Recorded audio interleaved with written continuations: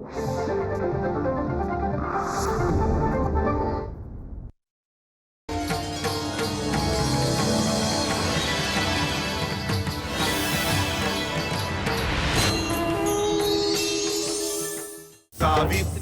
सावित्री सावित्री, या देशाची तू सुकन्या, या मातीची आण. आई सावित्री, स्त्री जातीचा तूच खरा सन्मान. वर्षामागून सरली वर्षे, दुःख न पडले मागे.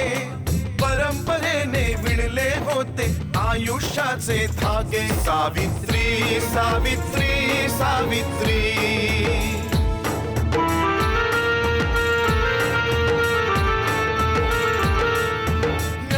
शाला हवे मुलीला, शिक्षण होते पाप. जन्म मुलीचा दुर्दैवाने ठरला होता शाप. अज्ञानाच्या अंधाराला तूच दिले आव्हान. आई सावित्री, स्त्री जातीचा तूच खरा सन्मान. सावित्री सावित्री सावित्री. सावित्री सावित्री सावित्री. चल आई, आता बाबांनी सुद्धा होकार दिला. जर मी यांच्याकडे गेले तर काय माहित, उद्या यांच्यावर एखादं संकट ओढवेल. खंडोजी, तू हे योग्य केलं नाहीस. तू आज सदाशिव पंताच्या मार्गात येण्याचा दुस्साहस केलायस.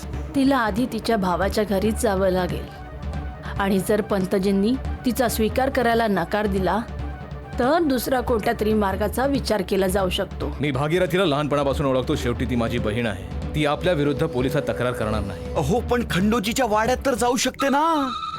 हो, माझी इच्छा आहे त्याने ही चूक करावी. माझी इच्छा आहे त्याने भागीरथीला स्वतःच्या वाड्यावर घेऊन जावं. माझी इच्छा आहे त्याने तिला इथे आणू नये. जर त्या खंडोजीने ही चूक केली तर त्याला कोणीच वाचू शकत नाही. असं होऊ शकतं की तो शासनाचे नियम तोडू शकतो,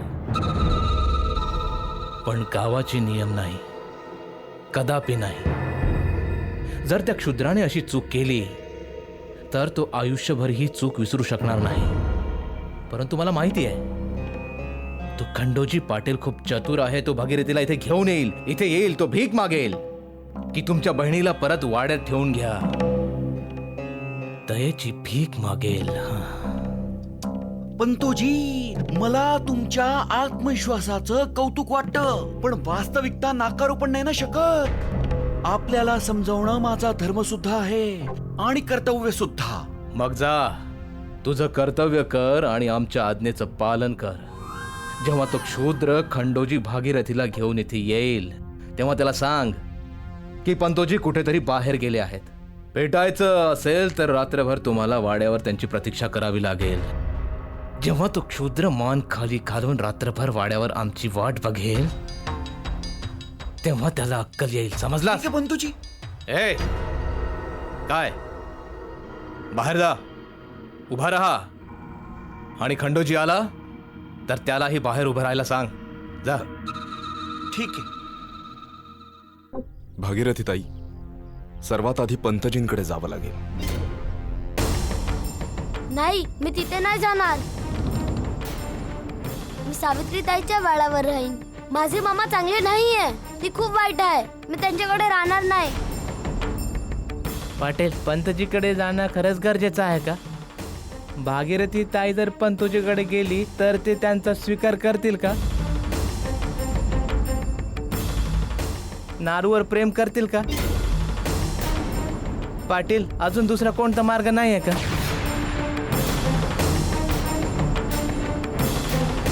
हे बघा, पाटलांनी आणि तुम्ही सर्वांनी माझी जी मदत केली आहे त्याबद्दल मी तुमची आभारी आहे. तुम्हा सर्वांचे माझ्यावर खूप उपकार आहेत, पण या उपकारांचं ओझं मी अजून वाढवू इच्छित नाही. म्हणून माझी ही इच्छा आहे की तुम्ही ही लढाई मला आणि माझ्या मुलाला लढू द्या. मला तेच करू द्या जे मी स्वतःच्या मुलासाठी करू शकेन. ताई, तुम्हाला असं का वाटतंय की तुम्ही आमच्यावर ओझं आहात? आम्हाला फक्त इतकंच वाटतं की तुम्ही जो कोणता निर्णय घ्याल तो पूर्ण विचारांती घ्यावा. का? तुम्हाला माझ्यावर विश्वास नाहीये का? माझ्यात एवढी क्षमता नाहीये का की मी माझ्या जीवनाला योग्य दिशेने पुढे नेऊ शकेन? असं नाहीये ताई. आता तुमची जबाबदारी अजून वाढली आहे. आता तुमच्यासोबत नारू आहे. मग ही तर माझ्यासाठी अजून अभिमानाची गोष्ट आहे की मी माझ्या मुलाची जबाबदारी दुसऱ्या कुणाच्या खांद्यावर टाकण्याऐवजी स्वतः पेलावी. मग तुमची काय इच्छा आहे? मी ना पंतजींच्या वाड्यावर जाणार आणि नाही तुमच्या.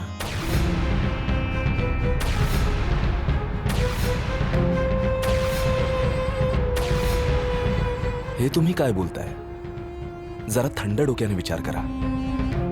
आम्हाला माहिती आहे की तुमचं मन दुःखी आहे, आत्मा दुःखी आहे, पण तुम्ही परिस्थिती अशी असताना हा निर्णय कसा घेऊ शकता? नारूला घेऊन तुम्ही कुठे जाणार? कुठे राहाल तुम्ही? जिथे मागच्या 8 वर्षांपासून राहतेय.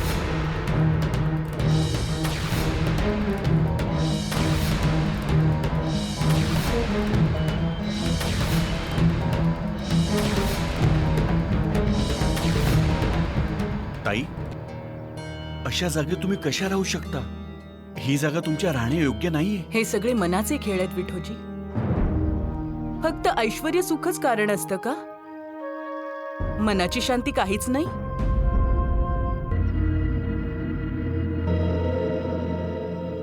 मी जर भाऊच्या वाड्यावर गेले तर ती माझ्या आत्मसन्मानाशी केलेली प्रतारणा ठरेल.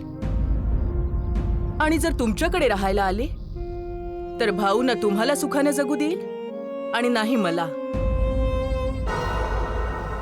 जर तुमची इच्छा असेल की मी खुश राहावं, सर्वांनी आनंदी राहावं, गावात सुखशांती कायम राहावी, तर तुम्ही मला अडवू नका.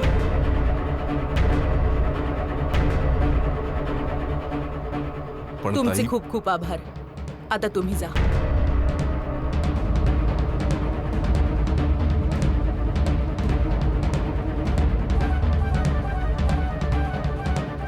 चल सावित्री. जरा थांब सावित्री, तू रोज मला भेटायला येशील ना? नाही, एक दिवस तू यायचंस आणि एक दिवस मी येईन. ठीक आहे, ज्या दिवशी मी येईन तेव्हा मी तुझ्या घरी भोजन करेन. ज्या दिवशी तू येशील तू माझ्यासाठी घरून भोजन आणशील. ठीक आहे.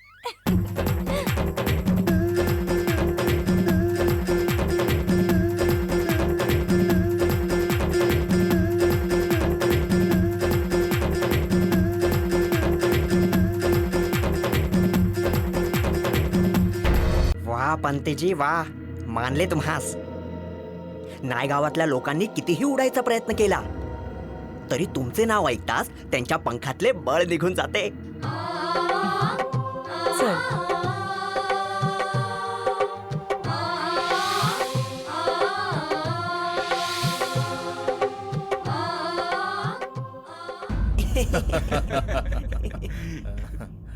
तो खंडोजी तर पंतोजींच्या भीतीने एवढा गारटलेला होता की त्याने ताईला एकदा सुद्धा म्हटले नाही की ताई माझ्या घरी चला. कसा बोलणार? अरे त्याला माहिती होतं की जर भागीरथी माई त्याच्या वाड्यावर राहायला गेली तर त्याचं नायगाव मध्ये राहणं मुश्किल होऊन जाईल. आणि भाऊ, तो मूर्ख विठोजी, तो तर एवढा घाबरलेला होता की तो त्याच्या आईला विचारायला गेला की भागीरथी ताईला त्याच्या घरी आणू की नको आणू. बहुतेक त्याची आई म्हणाली असेल, नको आणूस नको आणूस, नाहीतर पंतोजी महाराज रागवतील. कोणी जगो किंवा कोणी मरो, त्याने सदाशिव पंतांचा क्रोध शांत होणार नाही. खंडोजी आणि सावित्रीने भागीरथीला आमच्या वाड्यातून बाहेर काढण्याचा दुस्साहस केला आहे. याची किंमत त्याला चुकावी लागेल. खंडेरायाची शपथ, जोपर्यंत पाटील कुटुंबाला धोळीस मिळवत नाही तोपर्यंत मी शांत बसणार नाही. होईल पंतोजी, नक्कीच त्यांची धूळधाण होईल. ही तुमची इच्छा आम्ही नक्कीच पूर्ण करू. यासाठी मग आम्हाला काहीही करावं लागलं तरी चालेल. होय, मग यासाठी मला माझा जीव द्यावा लागला तरी चालेल. बस बस झालं बस. जर नुसतं बोलण्याने काम झाली असती तर प्रत्येक माणूस राजा बनला असता. अरे मूर्खांनो, जा, कडक नजर ठेवा. कोण काय बोलत आहे, काय विचारतोय, काय बघतोय, सगळं काही बारीक नजर ठेवा. चला, एक प्रकारे हे एक बरं झालं की कोणता विवाद नाही झाला. पण दादा, जर भागीरथी माईने आपलं म्हणणं ऐकलं असतं आणि ती आपल्या सांगण्यावरून इथे आली असती तर पंतोजीने काय केलं असतं? विठो, जे झालं ते चांगलं झालं आणि जे नाही झालं त्याविषयी विचार करून वेळ घालवण्यात काय अर्थ आहे? हे पण बरोबर आहे. तसे मला खूप भूक लागली. भूक तर लागलीच असणार. सकाळपासून तुम्ही कुणीच काही खाल्लं नाही आणि सगळ्यात जास्त भूक तर माझ्या सावीला लागली असणार. चला भोजन सुरू करा.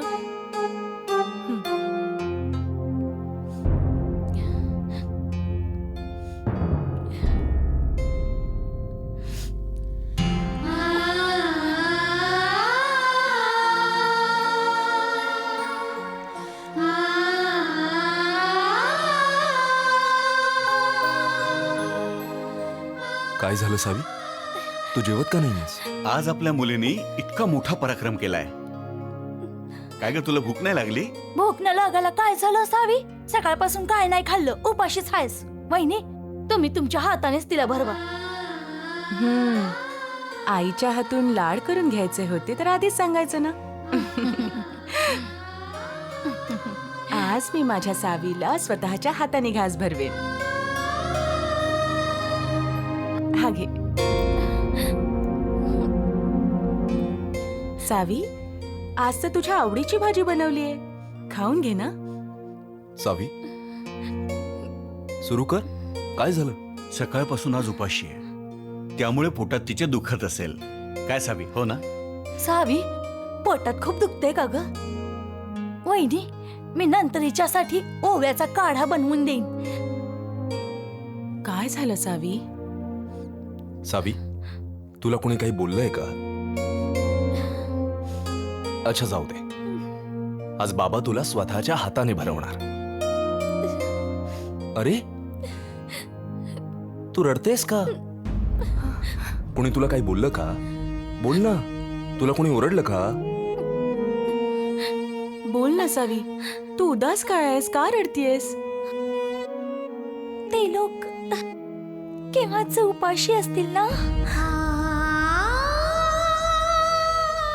ते लोक कोण लोक सावित्री? सावी, तू नारू आणि त्याच्या आईविषयी बोलतीयस ना? हो. नारूने सकाळपासून काहीच नाही खाल्लंय. त्याला खूप भूक लागली असेल. तो काय खाणार आई? बाबा, त्यांच्या वाड्यावर खाण्यासाठी सुद्धा काहीच नाहीये. मग ते लोक काय खाणार? बाबा, आपण इथे भारपेट भोजन करणार आहोत आणि ते लोक केव्हाचे उपाशी आहेत. काय हे योग्य आहे बाबा? सावी अगदी योग्य बोलते. हे पूर्णपणे अनुचित आहे. सावी, तू जेवण करून घे, मग आपण जेवण घेऊन तिथे जाऊ. ठीक आहे? हो सावी, तू सुद्धा सकाळपासून काहीच खाल्लं नाहीयेस ना? तू तुझं भोजन संपव, मग मी नारू आणि त्याच्या आईसाठी जेवण बांधून देते. नाही आई, समोरचा जर उपाशी असेल तर आपलं खाणं पाप आहे. पण आपला धर्म हे सांगतो की आधी आपल्याला त्याला जेवण दिलं पाहिजे आणि मग आपला विचार केला पाहिजे. अरे वा, इतके मोठे विचार. असं वाटतंय की आमची सावित्री नाही, आमचे बाबा बोलतायत. पण ही गोष्ट तरी मी माझ्या बाबांकडून शिकले. खंडोजी दादांकडून? ते कसं काय? ते एकदा जेव्हा, हे घ्या बाबा. अरे वा, आज तर आमची सावी खूप स्वादिष्ट जेवण घेऊन आली. जेवण बघून ना माझी भूक अजूनच वाढली.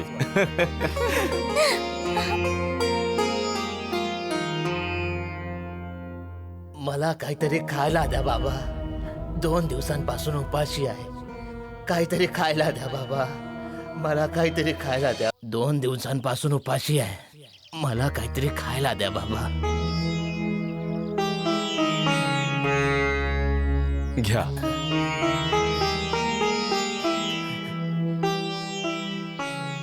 देव तुमचं भलं करो. तुझ्या घरात कायम सुख शांती नांदो. आता तुम्ही तिथे बसून आरामात जेवण करा. हं? देव तुझं भलं करो बेटा. देव तुझं भलं करो बेटा. बाबा, तुम्ही पण तर उपाशी होतात ना? आता तुम्ही काय खाणार? माझं पोट भरलं सावी. ते कसं? आनंदाने, मनाला मिळालेल्या समाधानाने. म्हणजे सावी, तू बघितलंस, तो उपाशी माणूस किती आशीर्वाद देऊन गेला, चांगलं बोलून गेला. जेव्हा आपण संकटात कुणाची मदत करतो ना, तेव्हा आपल्या मनाला खूप शांती मिळते. आणि तो माणूस 2 दिवसांपासून भुकेलेला होता आणि मी तर फक्त सकाळपासून. मग कुणाला जास्त भूक लागली असेल? त्याला. आणि म्हणूनच सावी, मी त्याला माझं भोजन देऊन टाकलं. आणि जगात सर्वात मोठं पुण्य, सर्वात मोठा धर्म हाच आहे की आपण एखाद्या भुकेलेल्याला भोजन द्यावं. आपली चिंता विसरून त्यांची काळजी करावी, जे लाचार आहेत, दुःखी आहेत. आणि जो दुसऱ्याची मदत करतो ना, ईश्वर स्वतः त्यांची काळजी करतो. खंडेराय त्यांची मदत करतात, चिंता करतात. समजलं? पाटील दादा, हा शारदाबाई, बोला, काय काम होतं? मुलीचं लगीन ठरवलंय. पाहुण्यांसाठी जे खास जेवण केलं होतं ते तुमच्यासाठी पण घेऊन आणले. घ्या ना.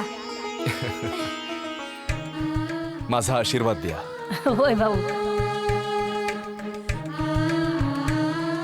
बघितलं सावी, आपण उपाशी माणसाचं पोट भरलं तर खंडेरायाने आपल्यासाठी इतकं स्वादिष्ट भोजन पाठवून दिलं.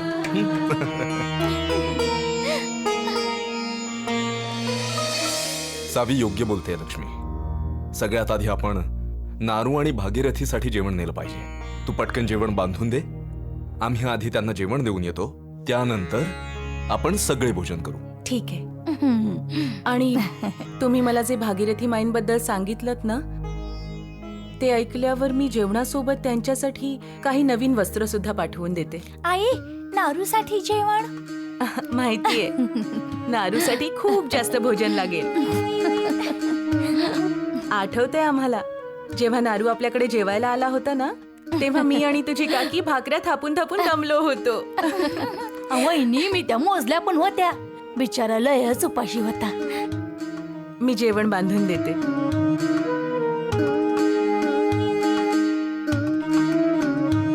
आई, गुळ सुद्धा ठेव. द्या वहिनी. घ्या वहिनी. बाबा, मी पण तुमच्या बरोबर येणार.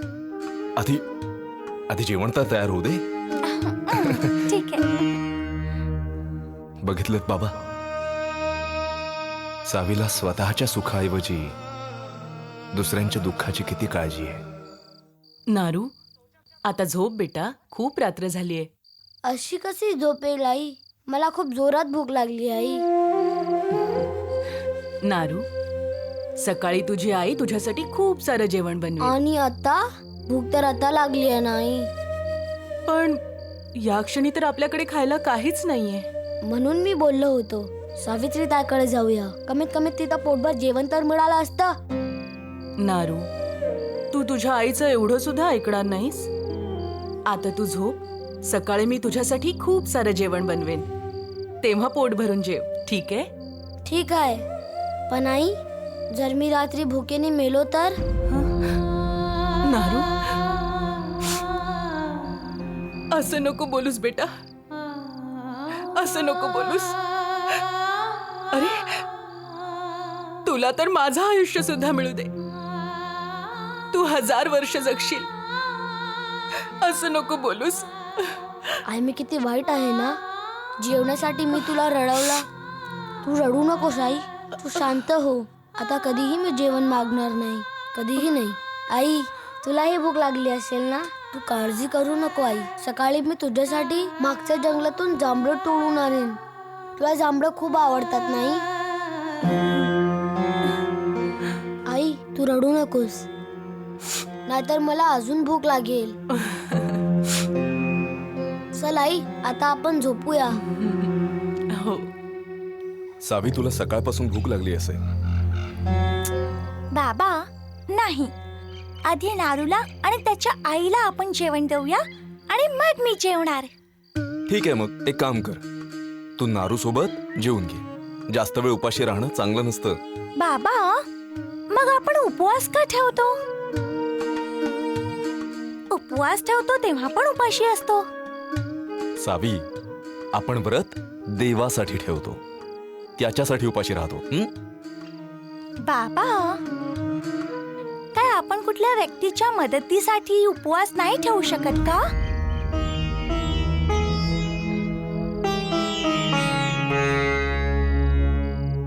बाबा, नारू आणि त्याच्या आईसाठी जेवण कमी तर नाही पडणार ना? सावी, जर जेवण कमी पडलं तर आपल्या वाड्यातून परत घेऊन येऊ. चालेल. पण उद्या काय करणार? उद्या पण तर त्यांना भूक लागणार, जसं आपल्याला रोज लागते. तुला त्यांची खूप काळजी वाटते ना, पण तू मुळीच काळजी करू नकोस. मी स्वतः त्यांच्या जेवणाची व्यवस्था करेन. आता पटकन निघूया, त्यांना खूप भूक लागली असेल. एक क्षण थांब.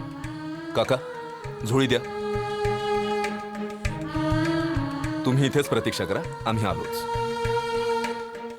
बाबा, जर का नारूला झोप येत असली तर? मग लवकर लवकर चल, लवकर लवकर. आई, मला कपडा दे ना पोटावर बांधण्यासाठी. पोटावर बांधण्यासाठी कपडा का? आई, जेव्हा मला भूक सहन होत नाही ना, तेव्हा मी पोटावर कपडा बांधून झोपतो. मामाकडे पण मी असंच करायचो. नारू, मला माफ कर बेटा. मी तुला जन्म दिल्यापासून फक्त दुःखच दिलंय. तुझ्यापासून दूर होते तेव्हाही, आणि आता जेव्हा जवळ आहे तेव्हा सुद्धा. मला माफ कर नारू, मला माफ कर नारू, मला माफ कर. असं नको बोलू आई. आई, मला भूक नाही लागली आई. आई, मला मुळेच भूक लागलेली नाही आई. आई, मला खरंच भूक नाही लागली. असं नको बोलू. तुझं डोकं फिरलंय की तू वेडी झालीस? तू मुलगी असून पंतोजींकडे शिक्षण घेण्यासाठी जाशील? काय झालं जर मी मुलगी आहे तर? गप्पा बस. यापुढे कधीही माझ्याकडे हट्ट करू नकोस, नाहीतर माझ्याहून वाईट कोणीच नसेल. पण आई, नारू पण तर जातो ना तिकडे. त्याची आई त्याला शिक्षा प्राप्त करण्यासाठी तिकडेच पाठवते ना. सावी, मी म्हणाले गप्पा बस. परत तुझ्या तोंडून ही गोष्ट मला ऐकायची नाहीये, नाहीतर असे धपाटे मरेन की आयुष्यभर लक्षात ठेवशील. ज्ञान कशाला हवे मुलीला, शिक्षण होते पाप. जन्म मुलीचा दुर्दैवाने ठरला होता शाप. अज्ञानाच्या अंधाराला तूच दिले आव्हान. आई सावित्री, स्त्री जातीचा तूच खरा सन्मान. सावित्री.